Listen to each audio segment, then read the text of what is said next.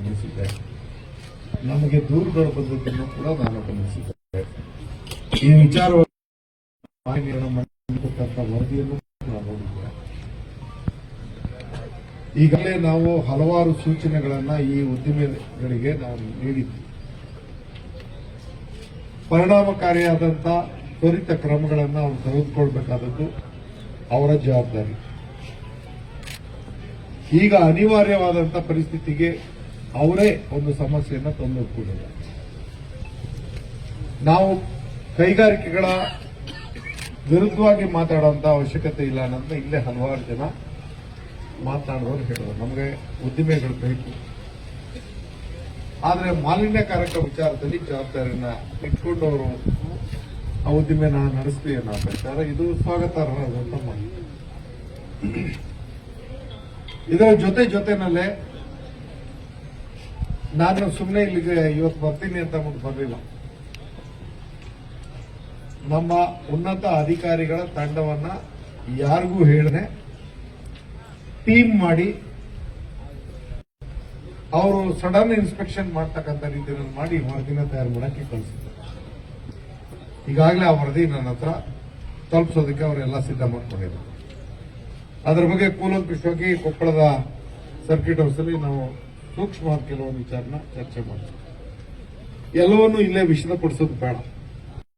ಯಾಕೆಂದ್ರೆ ನಾವೊಂದು ನಿಯಮದಡಿನಲ್ಲಿ ಕೆಲಸ ಮಾಡ್ತಕ್ಕಂಥ ಸಂಸ್ಥೆ. ಇದು ಸೆಂಟ್ರಲ್ ಆಕ್ಟ್ ಅಡಿನಲ್ಲಿ ನಾವು ಕೆಲಸ ಮಾಡ್ತಕ್ಕಂಥವರು. ಜನರ ವಿಚಾರ ಒಂದಿದ್ರೆ ಉದ್ದಿಮೆ ವಿಚಾರ ಇನ್ನೊಂದಿದೆ.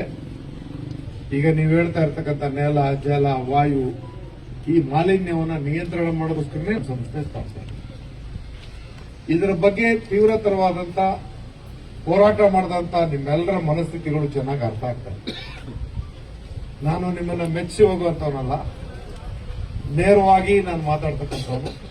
ನಿರ್ದಾಕ್ಷಿಣ್ಯವಾದಂತ ಕಾನೂನು ರೀತಿಯ ನಮ್ಮ ನಿಯಮಗಳಡಿಯಲ್ಲಿ ಕ್ರಮ ಕೈಗೊಳ್ಳೋದು ಶತಸಿದ್ಧ.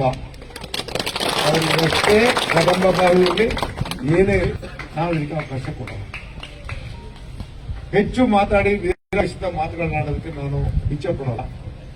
ಜವಾಬ್ದಾರಿಯುತವಾಗಿ ಈ ಮಾಲಿನ್ಯಕಾರಕ ವಿಚಾರದಲ್ಲಿ ತ್ವರಿತವಾಗಿ ನಾವು ಬರ್ತೇವೆ ಅನ್ನೋ ವಿಚಾರವನ್ನು ತಿಳಿಸಿ, ನಿಮಗೆ ಮತ್ತೊಂದು ವಿಚಾರವನ್ನು ನಾನು ಇವತ್ತೇ ಹೇಳಿರ್ತೀನಿ. ಕಾನೂನು ನಡಿನಲ್ಲಿ ಸ್ಥಾಪಿತವಾದಂತಹ ಉದ್ದಿಮೆನ ಶಾಶ್ವತವಾಗಿ ನಿಲ್ಲಿಸಲಿಕ್ಕೆ ಕಾನೂನಲ್ಲಿ ಅಡ್ಡಿ ಬರ್ತದೆ.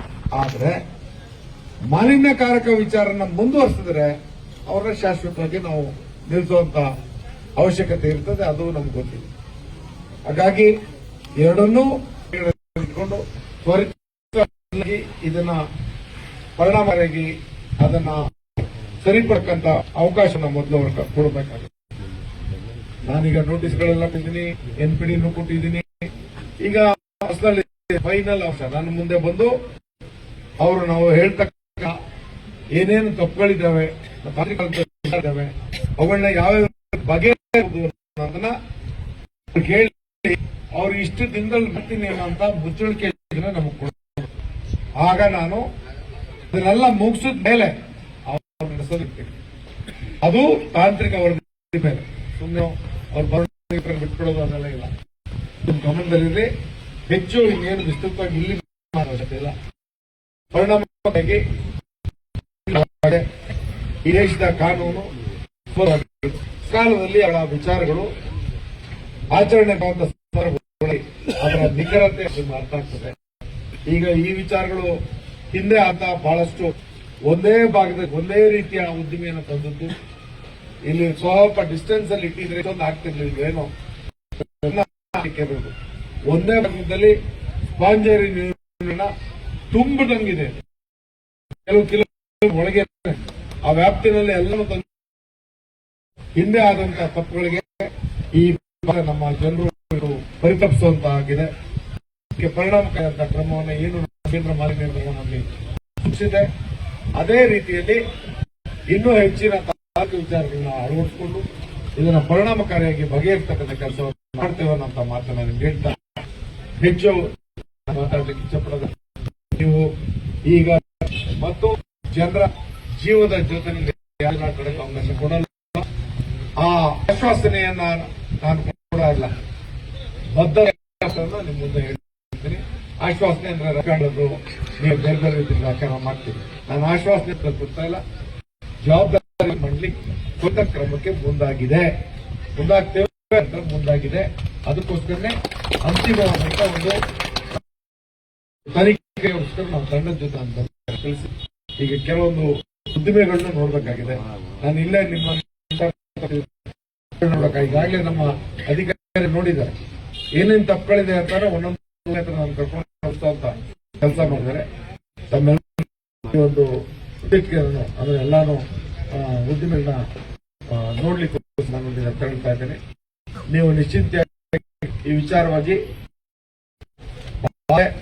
ನೋವು, ಆರೋಗ್ಯದ ವಿಚಾರ ಪ್ರತಿಯೊಂದು ಕೂಡ ಇವತ್ತು ನನ್ನ ಅರಿವಿನಲ್ಲಿದೆ. ನಾನು ಒಬ್ಬ ರೈತನ ಇಂಥ ವಿಷಯಕ್ಕೆ ರೈತನ ಬಗ್ಗೆ ಈ ಗ್ರಾಮದ ಹೋರಾಟಕ್ಕೆ ವಿರೋಧವಾಗಿ ನಮ್ಮ ಮಂಡಳಿ ಇರಲ್ಲ ಅನ್ನೋ ಮಾತನ್ನು ಹೇಳಿ ತ್ವರಿತವಾಗಿ ಕ್ರಮ ಕೈಗೊಳ್ತೇವೆ. ಮಾತಿಗೆ ವಿರಾಮ.